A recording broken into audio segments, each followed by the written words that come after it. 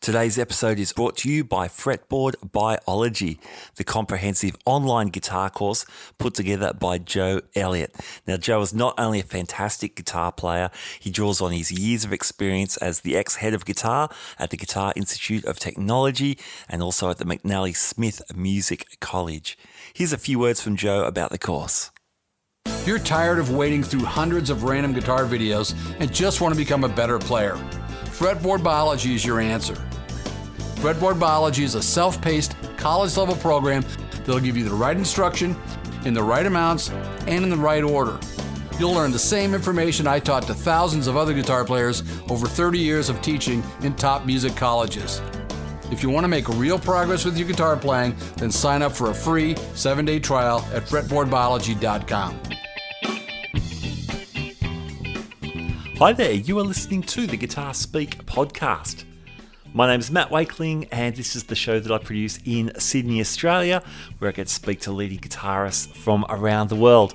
Thank you so much for joining me for episode number 185. Now today I am joined by Takaakira Goto, also known as Taka. Now Taka is the principal composer, guitarist and leader of the Japanese post-rock band Mono.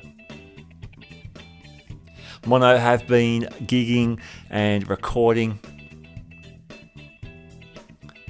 Mono formed in 1999 and have just released their 11th album, Pilgramige of Souls. And I tell you what, it is fusing influences like Beethoven and Ennio Morricone into epic soundscapes, very cinematic, and it's no surprise that his influences are both within and beyond the world of electric guitar. So we find out all about that.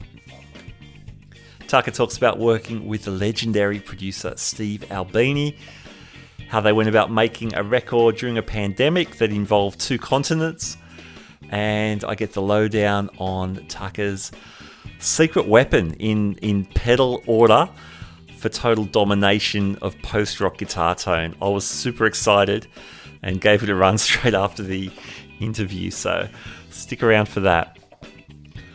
All right, let's jump straight in. My conversation with Taka. Hey, thanks for your time, Tak. Welcome to the Guitar Speak podcast. Thank you for the interview. Hey, congratulations on the new record, number 11. Thank you so much. 22 years of Mono. What a fantastic record. Must be wonderful to have it released in the last few days. So proud. Thank you. Thank you so much. Ah, that's great. Hey, tell me, this album, of course, was made during the pandemic. How did that affect your process? Well, I finished writing songs before the pandemic, and we asked Steve Albini if it's possible, and he said yes. And actually, we asked the embassy in Japan if we can go to the Chicago, but everybody has no idea.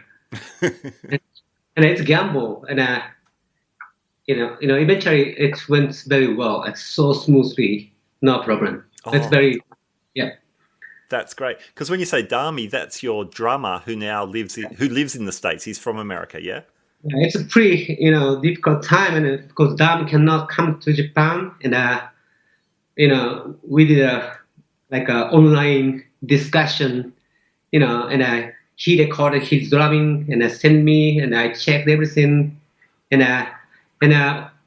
eventually Steve Albini accepted to use the 3 days in the studio to practice before recording. Oh, okay. And we met Dam and went to the studio and practiced 3 days, and then we could record. Oh, excellent. And then you recorded it all in the States? Yeah, of course, yes. Great. Fantastic. Now, Steve Albini, you've worked with him for many, many years. What does he bring to the Mono experience? Wow. He's like my teacher, and also best friends. And I could learn a lot of things about frequencies, because he's a very organic and very good ear, and very logical, and also he has a good sense about music. And it's been for 18 years, and wow. yeah, and now so smooth, because we know each other a lot, and he understand quickly what I want to do, we want to do, Now it's a perfect partner Excellent. ever. Yeah. That's great. And how influential is he on things like the sonics? So, for example, guitar tones for you. Does he have much to input there? Well, I'm making completely a perfect demo in my studio, Yep. and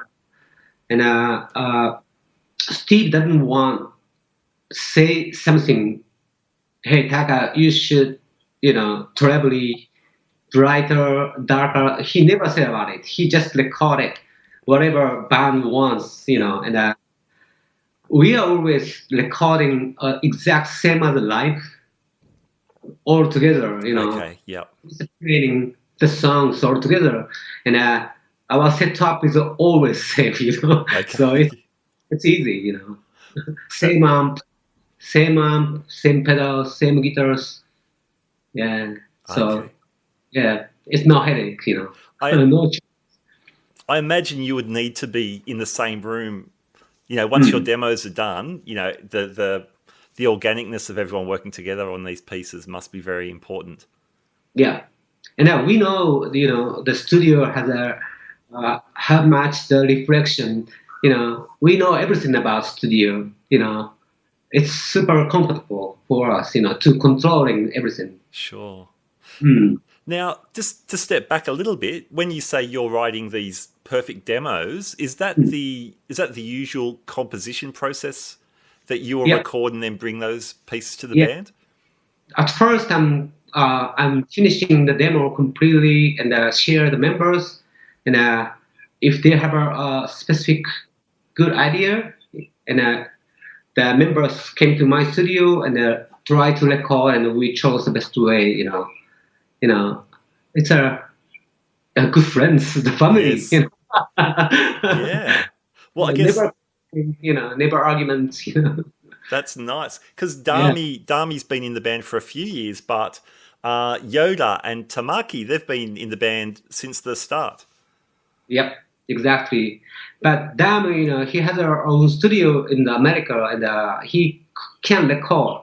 Yep. And yeah, and it's not separate track. It's like a two mix. Though. Okay. And he sent me, and I can check everything. And also, yeah, Dam brought many things, new things, and it's I think the most strongest inspiration of this album, because our previous album Nowhere Now Here, I wrote the record before Dam joined the band. Dam recorded all songs though, but Okay. yeah, I wrote songs before Dam. So this album is the first time I imagined how Dam can play like this, and because we toured like 1 year and a half, it's like a non-stop world touring together. Okay. And band became to be one, and I felt like most like strongest, composition as the emotion, technical things, dynamics, everything. He brought so many things, Yeah, it made me so free, It's great. I love the drum sounds on the record. The drums So sound beautiful. good, so good. Some new influences I heard on this record, perhaps not as much on other records. Some of the dance influences in some of the tracks, perhaps Imperfect Things, when the drums kick in there, is more of a dance idea. Yeah, people are saying about it, but it's unconsciously, the idea came, with the melodies, and it's a very lucky inspiration, because it's become kind of a new things. But we never say like disco and techno and the dancing, because we don't care about it. But I'm sure like a beats of the drums, it's like a huge, I could hear the super epic kick drums, even just the kick drums and the hi hat. Yeah. That makes me so emotional, So maybe I want to pick about this, Yeah. on the record. Yeah. Oh, so many good tracks. I was so excited to hear this record. It's been a great year for post-rock. You guys have got this record, of course. Mogwai and Godspeed have had records out earlier this year as well. So, a great year for this type of music. Now, can we talk guitars for a while? You said you've played the same guitar, your regular setup. Is that your Jazz Master? Yeah, it's like a 66, 96. Beautiful. Yeah. And I'm not collector, but I love the 66. This one. Oh, beautiful. Yeah, it's so dirty one. Oh, that's unreal. That's Yeah, fantastic. This guitar has the binder here. Yep. Yeah, the It's neck binding. And also dot fret. Yep. Basically the Jazz Master has a different dot. It's like a square. The blocks, yeah. So I don't like it because I love to play the Stratocaster, and first time I found this guitar in the music store, and I could play like a Stratocaster. Yep. It's like 30 years ago. 30 years ago. And I also so much love My Bloody Valentine. And yeah. So, yeah, so how long have you had this guitar for? The 66 Jazz Master. What? How long have you owned this guitar for? 30 years. Oh, 30 okay, years. okay. Yeah. Yeah. And before the mono, and I'm still continue to use it. And it's a funny thing. So, Tamaki, the bassist, Yep. Using their SG, Gibson SG bass. Oh, yeah, yep. And Yoda using the Fender Stratocaster. It's like a 71. 71. Yeah. And first time we met, we start jam session, and we play the songs, and they brought exact same guitar, like a SG and the Strato, and I brought Jazz Master. And first night, it sounds amazing, and so see the future, And since then, we decided we shouldn't change the guitars. 11th album, we are always using the same guitars. Oh, really? Same guitar. I love that. 22 years, same guitars for everyone. 11th album. That's crazy. That rules. That's so cool. That's so cool. So whenever I hear a mono track, it's those guitars. Yeah, it's always because we have a singer. We need some specific specific tone. Yeah. And people are listening. Oh, this mono. It's a very important for us. Yeah. Yep. People recognize that tone is mono. We cannot change the bunch of the guitars. They're your voices. Yeah. Yeah, we lost the voice. Here. This episode is brought to you by Fretboard Biology, the comprehensive online guitar course put together by Joe Elliott, ex-head of guitar at the Guitar Institute of Technology and the McNally Smith College of Music. I was one of the beta testers for the course and can say as a music educator, I was really impressed by the logical sequence of learning. The course has also been endorsed by players such as Brett Garsed and Greg Koch. For more details, check out the links in our show notes. So, Taka, what else are you using with your Jazz Master then? What like pedals and amps? What are we hearing? Well, pedals. It's funny thing. We are using the reverb pedal after tuner. I mean, before the fuzz. Okay. Yeah. So the guitar tones comes here and the tuner and the reverb first, and then overdrive, fuzz, delay. Okay, so the reverb first. Yeah, it makes fuzz tone has already reverb sounds. It makes a very specific, crazy feedback. Yeah. Yeah. Yeah. This yeah. So that's like the secret weapon, the reverb before the drives. Yeah, especially something like I think at the end of Hold Infinity in Your Hand, at the end you can hear those crazy guitars Yeah. sort of isolated. So that's really obvious. Still beautiful, like yeah. And Excellent. also recently the album is 90% we are using Afterneath made by Earthquake Devices. Oh, okay. Yeah, yeah. Afterneath, it's like a kind of a delay and a short delay. Oh, okay. Yep, yep. Delays. Gotcha. Maybe you can see. Oh, excellent. For the podcast, Taka is showing me his pedal board. Oh, dude, this Can is you see great. this one? You cannot see. Now I'm using Universal Audio Reverb. Oh, yeah, nice. Universal Audio Reverb up front. Okay, that's after your tuner. Yeah, And you got a fuzz face there, I see. fuzz face, and this is the old fuzz box. The Dan Electro. Yeah. Oh, cool. And then, okay, the Boss delay is after that stuff. Gotcha. Yeah, always here.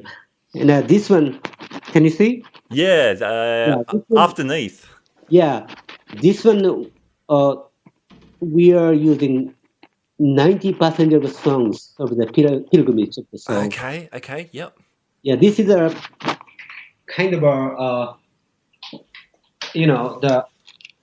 when we are in the studio to record with Steve Albini, and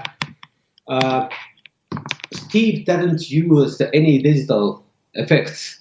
Okay. Because he's a super organic, And analog guy, yeah. And Steve always preparing the microphones, two microphones in front of the Fender amps. Okay, yeah, Fender, yeah. What model do you use? Fender? Yeah. Oh, Twin Reverb. Twin Reverb? Yeah. Okay, yep. Also, I'm using the Marshall, the JCM 2000. Marshall. Yeah, fantastic. Yeah, JCM 2000 with the clean mode. Totally clean. Clean sound. Nice. And the Marshall, when I get louder, I'm just add the Marshall, Okay. So do you switch between the two? Oh, no. Fender is all the time, Okay.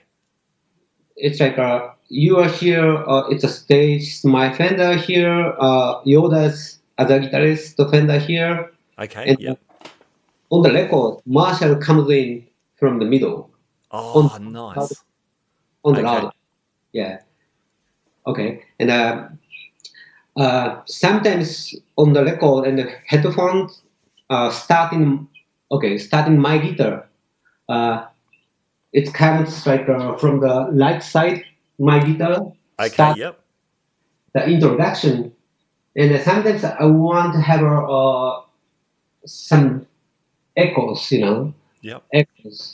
And I'm asking Steve Albini, hey, can I have some room reverb, And he's putting one room microphone. It's very far away from the Fender, and I put on the floor, On the floor? Yeah. Cool. And he just mix the floor here. So my tone, my sound here, and in the headphone, and room mic here, it can be stereo, Okay. in the headphone. Yeah, so the room adds stereo. Gotcha. But Yoda's guitar here, and he started guitar. Room microphone is a monaural. It's not always monaural, so we have to choose where we should put room mic. Okay. And this point makes me something neat idea, and I decided, hey, maybe we should use the afterneath of the speaker devices. Okay. Afterneath instead of the room microphone. Yeah. So room mic has a little like a plate reverb or like a short delay. Okay. yeah, and Afghanis can be perfectly, instead of the room mic, and so this is what I started. We started. Yoda is the exact same has exact same one he's using. So we are Okay. using same pedals Afghanis, and it's like making like a reverb. Yeah, cool. Yeah, That's it's a that's great way to amazing. do it. Yeah, The guitar tones are big. They're so full of life and energy. It sounds thank you so much. really cool. Hey, Taka, who were your influences then? As I guess first as a guitar player, who has influenced you there? Well, if I have to say only one, Kevin Shields, the best. Okay, Kevin Shields, yeah, My Yeah, Bloody Valentine. yeah, Yeah, definitely, yeah.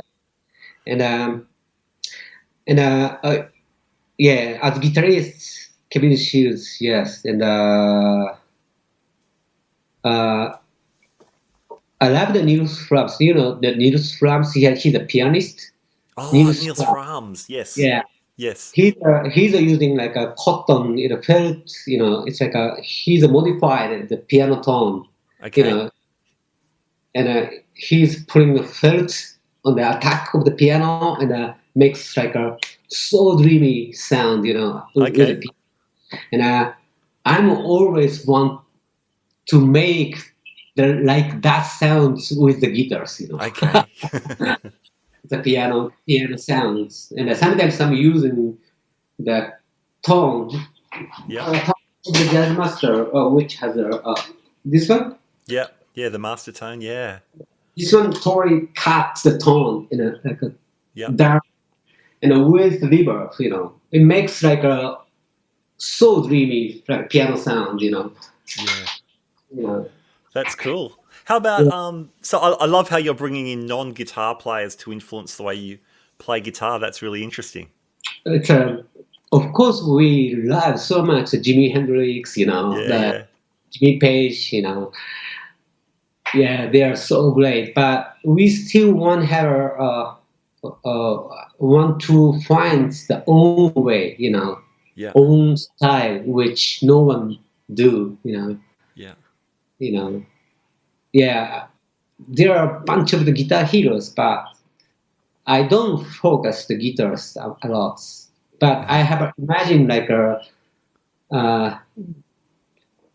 I love the sounds like or imagine like over input of the Ennio Morricone. If you play the Ennio Morricone with the overdrive, okay, yes, yes, it's like a crazy sounds. I want to make something like this, like the if I mean it. I want to say like a combine the classical music with the shoegaze noise. Like of course, it's like a combined mix with fire and water. hmm, Fire and water. It's like yes, it's very difficult to combine to be one, but I want to express about more strings and the symphonic and the noise and the loud and the beautiful, you know, still finding the best way. yeah. Oh, excellent. That's a good. That's a pretty good journey. So Yeah, I guess I was also going to ask who inspires your composition, but I guess you've kind of answered that really. composition of the songs. Yeah, It's a Beethoven and Ennio Morricone is the Morricone. most. Yes. Yeah, I love the classical composers and Yeah. yeah, and I love it to or try to mixing something to make new. Yeah. Great. Mm. Fantastic. Well, Taka, congratulations again. Yeah, the band's produced a fantastic record. Thank you so much. As I said, I was very excited to hear it. And when are you coming back to Australia? I guess at the moment it's a bit unsure, but I know you've toured here fairly regularly. Yeah, we really hope to go there the end of next year. Okay, great. Yeah, yeah, I really hope. Yeah, great. Well, I hope you can come here too. I would love to see you guys touring this Definitely. album. Thank you. And Taka, thank you so much for joining me on the Guitar Speak podcast. And I'm sorry about English and so hard to explain about music. Oh, you're great. Thank you for understanding. Your English is much better than my Japanese. So, no, thank you. Thank you for the interview. All right, there you go. Takaakira Goto, also known as Taka, the leader of the band Mono. Man, the album's unbelievably great, so please check it out. Hope you enjoyed that interview. I thoroughly enjoyed talking to Taka. What a good guy. And repeat after me. Reverb before fuzz. That's the secret, guys. I tried it out after the interview and instant epic. So I'll be running that order for a little while, I think.